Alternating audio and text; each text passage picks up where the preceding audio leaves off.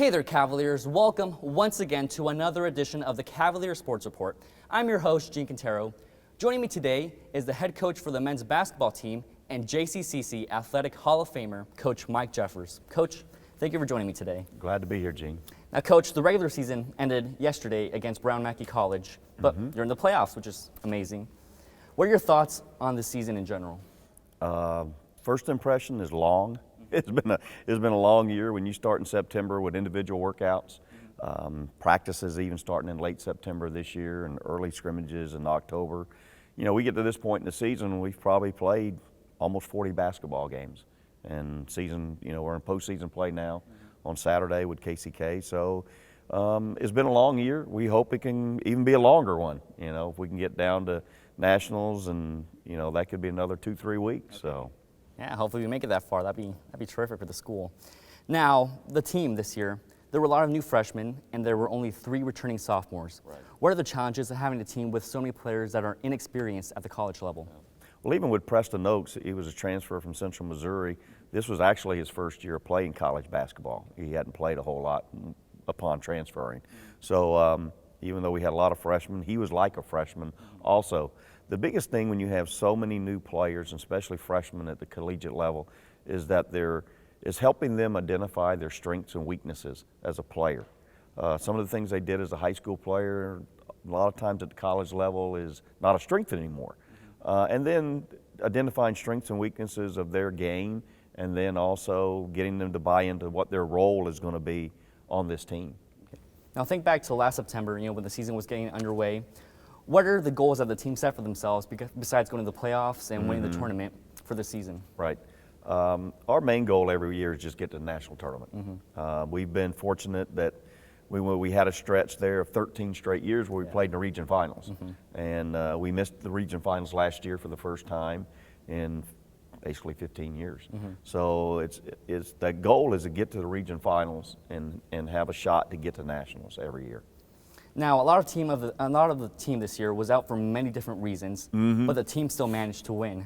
How did the team rally around that and still come out victorious? Well, when we put our team together, and this is every college basketball or every college team, we look at a player two ways. One is you either have character or you are a character.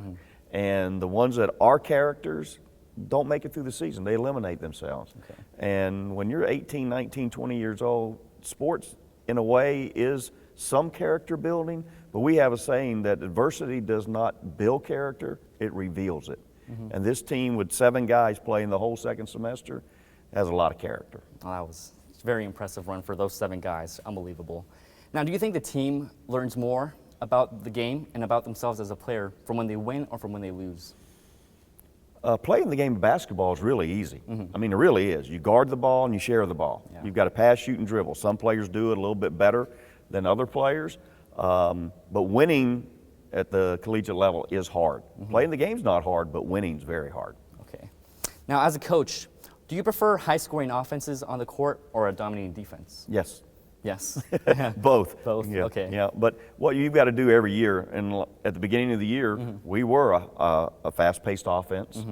You know, got after people defensively in the full court. We played very fast, but when you lose 7, 8 guys for a lot of different reasons, and you only have 7 players left. Well, now you've got to make sure the tempo that you play is the same. You got to be fast on offense and fast on defense.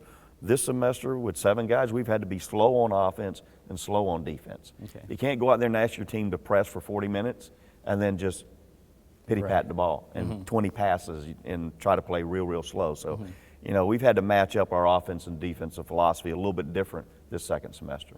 All right. Now, in your time here as coach, you led the team to 2 national championships. What qualities does a team have to have in order to take home the big trophy? Really good players. Really good players, yeah. A lot of talent. Okay. Talent and chemistry. I found out a long time ago, I've been coaching 36 years. Yeah. Found out a long time ago that the better the players are in a particular year, I'm a really good coach those years. Okay. So, you know, talent and chemistry is probably the 2 biggest indicators in a given year to how far your team can go. Now, in your 36 years, your success as a coach has definitely shown on the court. What advice would you give to aspiring coaches?